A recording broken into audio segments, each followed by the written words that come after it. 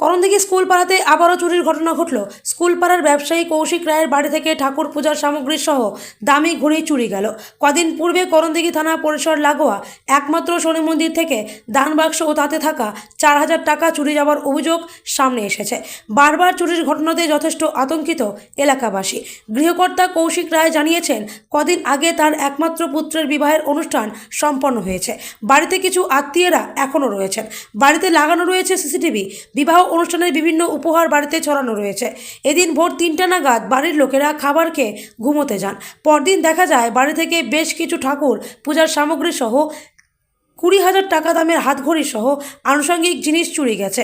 CCTV ফুটেজে চোরের কিছু কার্যকলাপ ক্যামেরাবন্দি রয়েছে।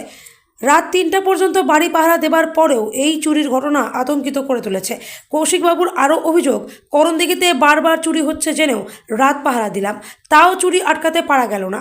অবিলম্বে চোরেদের গ্রেপ্তার করে চুরি ভীতি দূর করতে পুলিশের কাছে আবেদন জানানো হচ্ছে।